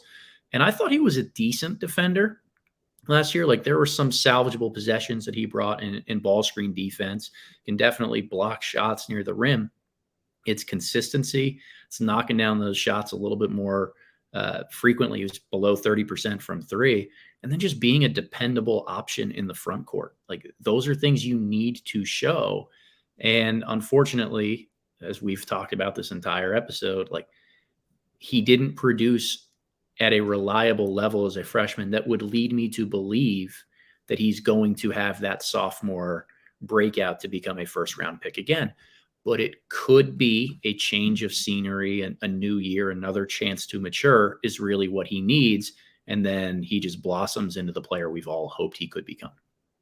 I think that's right. Yeah, nobody denies the tools with Kel'el Ware. Like nobody will ever deny that. I just think he like really needs to improve the way he goes about playing, and just like his processing of the game. Adem Bona was in the same league as Kel'el Ware last year, by the way, and Adem Bona won the Pac-12 Rookie of the Year award and was Pac-12 All Defense. You are an Adem Bona guy. Adem Bona was invited to the combine. Very well could have gone pro if he wanted to. I think probably would have gone like in the 40 range if you made me bet. Like something like that. Okay. Where do you stand on Adem Bona? I think he fits into this guy was really good as a freshman conversation, and we'll see where it lands. biggest question mark right now is the team around him. Yes. Where I just don't know what that looks like, frankly. 100% agree. I thought Bona was good enough to declare for the draft last year because his defensive instincts and motor fit what NBA teams are kind of looking for from big men moving forward. Really active, protects the rim as a shot blocker, but can move his feet on the perimeter at times and just goes out there and wants to get every loose ball, wants to try to dunk everything near the basket, sprints the floor every single play. He is a dependable high motor guy, and he showed that game after game after game for the Bruins. Where the fit is going to come into question for improvement as a sophomore is how the Bruins are going to go about really playing him and Adem Bona together. We've talked about this before when we talked about Berke Buyak and Shell. Like, this is a fascinating college roster for so many different reasons. And I don't know if it's one that will allow Bona to showcase more than what he did his freshman year. Yeah. I don't know how I feel about that. I don't know how I feel about it either. I kind of want to skip over Arterio Morris as we talk about him because, like, I just don't want to get into that can of worms. The guy we'll talk about is JJ Starling. Yeah. JJ Starling had every opportunity last year to be the guy for Notre Dame. He was ACC, all ACC, like freshman team. He was fine. He did not shoot well from three. There were some flashes in terms of like being able to score at times. Played on a Notre Dame team that was a bit odd in terms of construction, but also frankly, like should have really worked for him because it was an older team that shot the ball pretty well from three and really needed like another creator. Where are you at on JJ Starling? Because I think that you can like swing this both ways within the context of this conversation. Yeah, you really can. And like the struggle for me is going back to a lot of the conversations that we've had either last week or 2 weeks ago about like these combo guardy guys or non-elite athletes who don't have great positional size as guards. Like they get left in an area where there's just such a high bar to clear. There's no margin for error for them. They've got to show high feel, really efficient scoring ability. I think he's going to fit well at Syracuse this year. I like the idea of him and Judah Mintz together in the backcourt. I really like that pairing. But in order to make the leap to become a 2024 draft prospect, like he's going to have to wrestle away that number one creation spot from Judah. And I don't necessarily see that happening. No, I think Judah will be the number one option there. I think they complement each other well. Like I think JJ's, as long as JJ's shooting reverts to what we think the mean is, and he's a better shooter than 29% from three, I think. But as long as it reverts to the mean, I think he's probably going to be fine there. And I think there's enough offense to be had there where I think both of them could really work at the end of the day. And if both of them really work, God, Syracuse is going to be like a top 30 team in the country probably. But like, I think there's enough there. I do. I think he could be see, like, I don't know where he falls in this. Like, he's not quite the exception, I guess, because like he was all ACC freshman last year. Like he was okay. It's just, he's also not, he's like kind of in the middle, like in a real way. Yeah, he very, very much is. I want to see how he looks on the defensive end of the floor. Because like if you know one thing about Mike Bray Notre Dame teams, it's that like Bill Murray in Space Jam, they don't do defense. So to see what this looks like at Syracuse, particularly knowing that there's another smaller guard like Mintz in the backcourt with him, I want to see how this works for Starling. It's as much about the defensive end as it is the shooting numbers for me. Yep, I think that is right. Okay. Next, let's go to the sophomores that were just a little bit below this level that we think could become that could become like breakouts based on like role or just based on being good, right? Like Mark Mitchell had to be somewhere pretty close to the top 25 last year in terms of recruiting. Mark Mitchell had a great year. I think should have been. Was he all ACC freshman? If he wasn't, he should have been because he had a better year than JJ Starling last year. He definitely did. He was not. JJ got it, and Mark Mitchell did not. That was probably a mistake by the voters. But Mitchell played 27 minutes a night on a Duke team that was really good. 9 points, played every game, started every game. He definitely fits into the potential to move in. Yep. Energetic defender, proved what he can do on that end of the floor. Some shooting flashes, like you want to see the offensive role become more consistent from him in year 2, but he produced and played a lot as a freshman. That is generally a positive sign for a sophomore breakout. Donovan Clingan is another one. Donovan Clingan was a clear, I don't even know if he was top 50, if he was top 75, whatever it was. He was a player that should have come out or could have come out, I guess. Would have been a first round pick, in my opinion, by the end of the process. Decided to return, making great money in NIL, I'm sure, and will be playing the key role for Connecticut this year, a team that won the title, and he played a phenomenal role on a title team. Dominant two-way performances in the minutes that he was able to get last year. We've both talked about him a ton. Like, I love him. I'm probably going to have a top 10 pick or top 10 grade for him coming into this draft cycle. I think what Clingan and maybe even a guy we can talk about here in Tyrese Proctor, like what these guys show are some inefficiencies in the recruiting rankings model. Like, look, this is going to be the most coached thing that I say this entire podcast, but like, recruiting rankings don't mean shit, guys. Like they really don't. Like, run your own race, keep getting better, do all the things that you need to do to find a place where you can thrive and just keep getting better. To me, that's what it's all about. Yeah. I don't think the number matters. Yeah, I'm with you. I don't think the number really matters. I think that these guys do a pretty good job of like tiering these guys for the most part and like making them feel having a feel for like where they sit in the general arc, but like I don't think much of if somebody is ranked 15 versus 25. No, right. Totally agree. Right. And I think there are two efficiencies that get kind of left out through this. One are the international players, which we have talked about and we'll continue to talk about. Like, when those guys come over to college, where they get slotted in these top 100 or in these recruiting rankings is oftentimes a little bit lower than I think where their production should be. And the second inefficiency is not something we see very often, but a guy like Donovan Clingan, who didn't play on the highest levels of AAU circuits and things like that, where you're constantly questioning the level of competition. Is he going to be able to do this when he goes up against other 3-star, 4-star, 5-star talents on a nightly basis? Like, Clingan clearly is good enough to continue to do that. And I thought he showed that while he's playing on the hoop group circuit, just wasn't reflected in the recruiting ranking.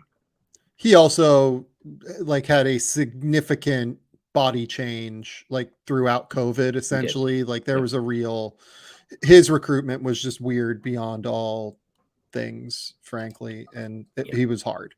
Clingan was hard. Sure. Let's mention Tyrese Proctor here. Tyrese Proctor was like a top 50 recruit by the end of it. Like, I don't really care where the number was, but if you ask like coaches that actually saw him, like he was a guy. And he was a guy that was thought of as a potential one and done coming into the year last year, and it just didn't work out.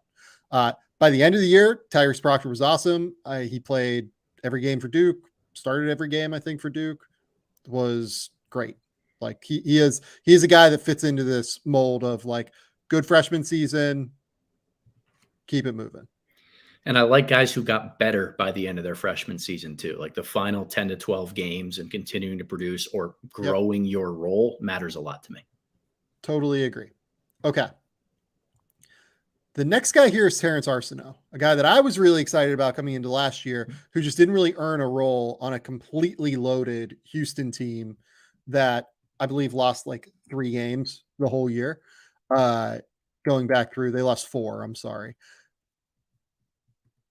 Where do we think Arceneaux fits in this conversation?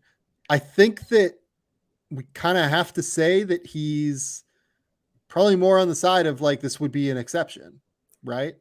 I think it would be. And it's not just because of the minutes played, but he wasn't statistically effective on the offensive end of the floor in the minutes that he did play. I thought he struggled to knock down shots. His mechanics were a little bit all over the place, and he doesn't bring enough to the table other than being kind of a spot up guy where his role just was the easy one to replace. Like if you're an off ball player and you're not making shots as a freshman, going to be hard to justify playing you. So if history's any indication, he's going to need a major, major leap in order to play his way into first round contendership this year. Yep. I think that Houston is kind of a weird outlier situation. I will say that like we do have proof of, Kelvin being willing to play Jarris Walker, for instance, right? As a one and done freshman. Like if you're able to play, you'll play. Right. But for the most part, like does not love playing freshmen like throughout time here. Like Tremont Mark got some minutes, but like Jamal Shed, like didn't really get any minutes. Like I'm like really trying to like run through their track record here. Caleb Mills played a bunch of minutes for them. Like Mills did play quite a bit, and Sasser played quite a bit, I guess. Maybe they are a little bit more willing to play freshmen. I don't know. They just feel like an outlier program to me in general. I don't know why. I mean, I know why. They play like an outlier style and they're, bizarre, but like I feel okay about Arceneaux, I guess, as like a potential guy to watch here. Yeah, I think one of the areas going in his favor in the 2024 class is I don't think this is a group that's incredibly deep at the wing position. And his role is going to be more as a really good, versatile on-ball defender and just please knock down enough shots in a catch-and-shoot mold to be able to make it. And if he can do that, it's a more translatable role from college to the NBA directly of, I've seen you do this at Houston. We can plug you in and find ways to make that work in the league. Speaking of wings, Trey White, Ryan Dunn, Rylan Griffen, I think you can throw a few other names in there. Any of those names like really stand out to you and ring a bell as fitting, either within the context of just being good as freshmen or being an outlier? So I don't think of any of them as being particularly good as freshmen. I think Griffen probably had the most consistent role of the three. If I had to, Trey White for sure White, had the best role. Yeah, I mean, Trey White was all freshman in the Pac-12 last year. He was really, really good defensively and played like 27 minutes a night and was he was the one that I think is kind of going under the radar a little bit as like a real draft prospect. You and I both like White a lot, and the transfer to Louisville should open up some on-ball reps for him now. I like White a lot. Griffen, we'll see. Dunn, I think he's probably more like upside in the idea of him than anything he's consistently put together. I like the tools. I really want to see what it looks like over the course of another season. Yeah. I think that is true. Because Ryan Dunn averaged 2.6 points per game last year. Yep. Ryan Dunn is also like 6'8" and enormous and is like, maybe he's not the outlier. Maybe he is like more of a multi-year project than what I'm thinking. Because I really like Ryan Dunn. I think that he is probably going to be like a real dude. But maybe he is like a 2-year guy as opposed to this year. Now, he did a post-grad year, I believe, as well. So he's like a year older than a lot of the true sophomores that you'll find in this class. Because I think he's a Long Island kid and then went to Perkiomen, if I'm remembering. That is definitely right in terms of the schools. I don't have an age for Ryan Dunn on my so Ryan, yeah, I do. So he turns 21 in January. So yeah, he is a year older. Yeah. So like that, to me, that I'm just not as high on him as a couple other either toolsy guys that are around that same class, or I just want to see the production before I'm really touting Ryan Dunn as like a top 40 guy. I'm not there. Yeah, that's probably, so I do have him in the top 40 and you're probably right about that. I think that history is telling us that I should be a little bit more right about that, even though I love the tools. I love the defense. I love the idea of what Ryan Dunn is. Yes. It just might be 2 years is my point. Like, I think that he will be really good. It just might take a couple of years still. Yeah. Yep. I think that's fair. Like, I kind of like MJ Rice transferring to NC State. Like, that's a name I'm kind of watching again for a new change of scenery. Could there be a breakout coming there? Certainly opportunity with their offense turning over a little bit more. We'll see. Okay. I'm like just literally running through recruiting rankings now. Jaden Bradley at 26 on the 24/7 model. It seems like to me is probably going to come off the bench for Arizona this year behind Kylan Boswell and Caleb Love. I'm guessing he's probably more of a multi-year guy as well, but I think Jaden Bradley is a guy that like has gotten no attention that I'm pretty intrigued by tools wise. Yep. Yeah. There's both him and Boswell are like that guard. Like, one of them is going to have to fend off the other for a little bit more production as a sophomore. It can't be both. But I like Boswell more for this year. I understand why they would start Boswell. I think that Bradley probably has a higher ceiling than Kylan Boswell. Just tools wise, athletically, like maybe I'm wrong about that. I don't know. No, but he plays bigger. I'm with you. Yeah. Let's see here. You mentioned MJ Rice. Do you want to explain why you like MJ Rice? I just see opportunity at NC State for potential for a breakout here more than anything. I'm going opportunity hunting, right? And if we're looking for those outliers and those excuses of why they didn't perform as freshmen and they do as sophomores, I think leaving a crowded group and moving to a spot where he can play more and maybe play more with the ball in his hands could be pretty good for him. The other guy I'll bring up here in the top 50 is Terrace Reed. I'm actually like really interested in Terrace Reed. Yeah. I think his feet are a little bit better than what you would think for a guy who's as heavy as he is. And, obviously played behind Hunter Dickinson last year. Like purely was a situation where he was just stuck and like couldn't get on the court because of positional overlap. I think Terrace Reed's like really talented and really, really good. Michigan's an interesting team. I don't know what to make of anything going on in Ann Arbor right now. So I'm gonna have to dive in a little bit deeper and watch some stuff on him and try to figure out how the roster comes together a little bit more. Ugonna Onyenso is a guy I'm watching. Chance Westry is a guy that I'm watching just because Chance got hurt last year. And he's always a guy that I really thought was interesting talent-wise, as much as anything. Like great tools, great length, has real versatility. The next guy I actually really want to bring up is Freddie DeLeon. Freddie has like a weird trajectory where he got to Tennessee mid-season last season. And now I think has a real chance to like play the Zakai Ziegler role if Zakai like doesn't get back healthy. And Freddie's like 6'4", 6'5", athletic shot creator. You can kind of see a world. He's a sophomore, or he's not a sophomore. He's a redshirt freshman as well. So like, I don't know if he totally qualifies within this conversation, but a guy that like, I'm really intrigued by, really, really intrigued by.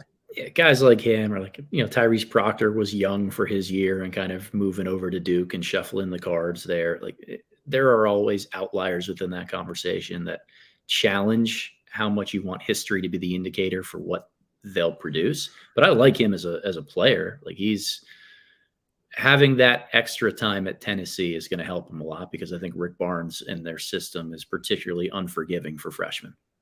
Yeah. I will give you the floor to talk about your icon, Baba Miller. Oh God, Baba. Yeah, that was not a great freshman year from him by any stretch of the imagination. Looked pretty lost on the offensive end of the floor. Shooting mechanics regressed. I think he went 3 of 10 from the free throw line, which is, last I checked, not very good. But there are extenuating circumstances, and there's enough data elsewhere of flashes and production, particularly on the defensive end of the floor, to buy into a potential breakout coming. The first of the circumstances with him missing the first half of the season due to that bogus NCAA suspension that they levied on him for accepting $3,000 and coming over to a camp in the United States. Like that was complete BS. And we talked about that a lot last summer. But missing that time, I think, really set Baba Miller back for what he was able to bring and fit into that group at Florida State. I'm hoping that there can be more from him this year, but he just needs to overhaul his offensive production. Like, much more of a great in theory than in practice guy right now. And I just want him to win me over because he's such a fun, multi-toolsy player at his size. He can be so impactful if he just harnesses it a little bit more. The other guy I wanted to ask you about, you listed Elijah Fisher here. Any thoughts on Elijah Fisher at Texas Tech? Yeah, I mean, well, he's going to DePaul now, and that's really the optimism for him, right? Yeah, is a transfer, a new spot, a new situation. Texas Tech had a strange year last year while also having a poor year. Yeah. And before really leaving Elijah Fisher out of this entire conversation, like another strong-bodied kind of wingish player who can do some things with the ball in his hands, has had flashes playing for Canada in international competition. I've liked parts of what I've seen. I want to be the optimist. I want to be the grass is greener guy. Will a new situation, new coach, just more stability around him bring out the best in him? Look, I think pretty real chance. The other thing I would say about Elijah Fisher is I think that sometimes these Canadian kids, they get lost. Other times they just struggle like to adjust the first year. Yep. Like Nickeil Alexander-Walker struggled a little bit to adjust the first year. Again, though, he would be an example of a player that would be an outlier. Would really, really be an outlier. Yes. I think. Yes, he would. Might be a multi-year guy at DePaul and then figures it out. But I think that he and Baba are potential interesting outliers, I think, as like non-American kids coming to America, like, for the first time, full time, and having to adjust to that on the fly. Roddy Gale is another name. We've mentioned Rylan Griffen. Mark Armstrong is another name. Ty Rogers, it looks like he's going to play some point guard for Illinois, given their international sample from earlier this summer. Trying to think if I've got any other random names. There is one that we haven't yet talked about. There are two that we haven't yet talked about that I think are pretty important in terms of productive freshmen into likely potential 2-and-dones. All right, who we got? Let's start with Riley Kugel. Riley Kugel was fantastic to finish the year last year, averaged 16 points a game in his last 10 games, was really, really, really good. Really, really, really good. Guy creates his own shot and is fun in how he does so. Real separation and burst that he plays with to get to his pull-up jumper. Unlimited confidence in so many different regards. I want to see what it looks like over the course of a full season, and if he can add a little bit more balance to his game, but a very, very fun shot maker. I agree. Needs more balance and also needs the processing. I think the processing might come with more balance, to be honest. Might come with a little bit more playing off 2 feet consistently and just not being as out of control. Yeah. Sometimes I think is what happens with Riley, but moves like an NBA player. You watch him and it's just oh wow, he's athletically, the intersection of power and explosiveness is really there. So yeah, I would say that he is definitely a name. I want to clear out for you on Milos Uzan. You have already done a full video on Uzan, so I'm going to give you the floor there. I have, in very antithetical fashion for a guy like Uzan, we're going to isolate here, and I'll kind of go one-on-one because that is not what Uzan does really well. Connective playmaker, 6'4", 6'5" guard, incredibly smart. I always try to frame how I view prospects and where I'm ranking them based on kind of my journey as a scout, and what I've continued to learn is important and try to weigh that a little bit more heavily. And over the last year or so, Sam and I have talked a lot on this podcast about how feel and just processing ability, moving the basketball, making the right decision being able to do things to create for others is a really important trait to stick in the NBA. And I'm very convinced that Uzan has one of the best, if not the best feel in all of college basketball this coming season. Good positional size for a guard, not a great athlete, but good enough where he can create some separation off the bounce, but a tremendous pick and roll passer, a really smart player in other connective ways where he doesn't need to play with the ball in his hands. He shot over 40% from three as a freshman and 44% on catch and shoot looks. The combination of unbelievable processing speed and playmaking with that catch and shoot ability is really tantalizing to me. I think he's got sensational touch in like extended layups and floater area. He uses both hands as a passer and in how he shoots his runners. It's sensational to watch, and I've kind of fallen in love with that. But there's some real high IQ basketball play that he brings to the table that I think is just going to make him a winning player. So I'm really, really high on Uzan. The more I've watched Milos Uzan, the more I'm like pretty intrigued by what he can bring to the table. All Big 12 freshman last season, just very effective and efficient in all of his decision making, kind of like you alluded to. I just kind of believe in that dude to figure it out on some level. Like he's going to be really, really good this year. He's going to be really, really good. Other names that I'm intrigued by within this class, at the very least. Let's see. Let's just kind of like really get into the weeds. Van Allen Lubin is someone that transferred that I'm like somewhat interested in. He's at Vanderbilt, if I remember correctly now. Yeah, and that's the Jerry Stackhouse effect, where every year one or two guys see a huge uptick in production and volume because he's such a great offensive mastermind that if Lubin can be that guy with the defensive tools he brings to the table, there's something to buy in there. Des Claude is a guy that I quite like. AJ Storr at Wisconsin. I don't know if it's going to be like 2 and done at Wisconsin, but looks very good for the Bahamian national team against Kansas in those overseas trips for Kansas. And I really actually like the fit at Wisconsin for his game. Amari Abraham, I think, is probably multiple years and Dennis, but a guy that I really did quite like in the minutes I saw at Ole Miss.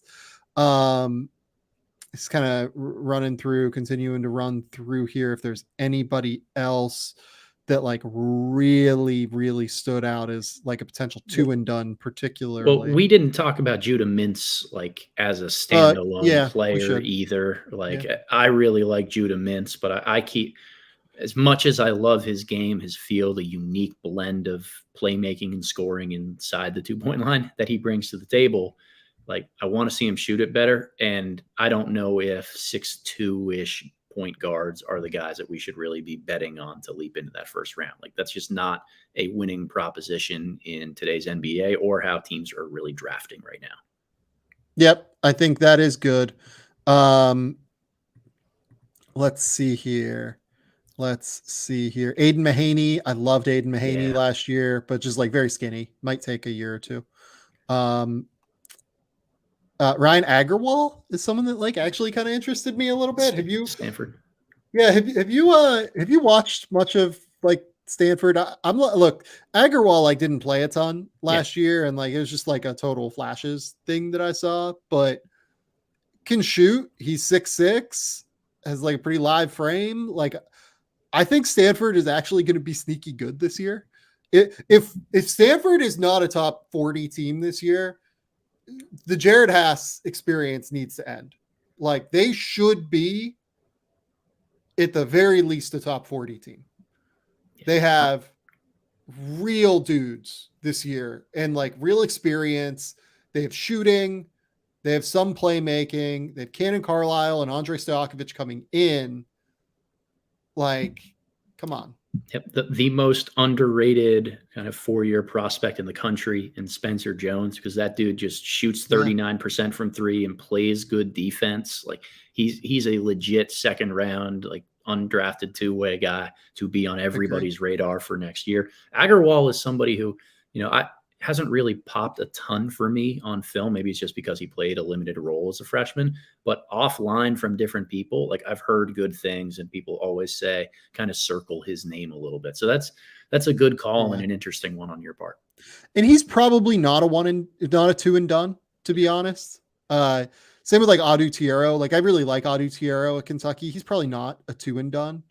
Javon Porter is an interesting name just because he's very gifted in terms of like offensive feel. The defense, I mean, at Pepperdine in general is a mess, but he's a part of that. Lord Bang Out McQueen Arenas brought up somebody that I quite like, and Micah Hanlockton. Sure. A guy that's 7 foot, can really block shots, was very productive last year at Marshall. I think that we've dove deep enough on this. Yeah. Haven't we? Yeah. I mean, there's always going to be like why aren't you bringing up Mike Sharov jumps guy? Like we could keep talking about guys for I think we call it here on that regard. We've talked about like 50 different players thus far. I think that's right. And I think we've laid out the process for trying to find a 2 and done really, really well, which is important. Okay, Adam, tell the people where they can find your work. Tell the people what's going on. Yeah. Thank you again, Sam, for having me on. It's a blast as always to be able to come on here and just chat about all this stuff. Anybody who's looking to find my work, follow me on Twitter at @theboxandone_. As Sam mentioned earlier, Milos Uzan just had a big video on him last week. Did a breakdown of Trevin Brazil heading into the weekend here, which is going to be a pretty fun one out in written form on my Substack page tomorrow. So, keep it locked for a lot of upperclassmen breakdowns that I'll be doing the next month or so. And I think that makes today a pretty prudent conversation and trying to set the table for what comes next from me. That is correct. Go follow all of Adam's work. Tomorrow at The Athletic, CJ Moore and I will have a top 25 of college basketball teams coming into this season. We dove deep. We watched a bunch of international tape. We are feeling pretty good about where we're at on that finally. And I think that's all I've got basically, right? I don't know. Let's call it here. Folks, go subscribe to the YouTube channel, Game Theory Podcast with Sam Vecini. Go subscribe to the podcast on whatever listening platform that you listen to the show on. Go to, just do all that stuff. I don't know. I don't feel like going through the entire list. I'm going to have to like actually write this down at some point. I'm not going to keep you guys for too long. Until next time, though, we will talk soon.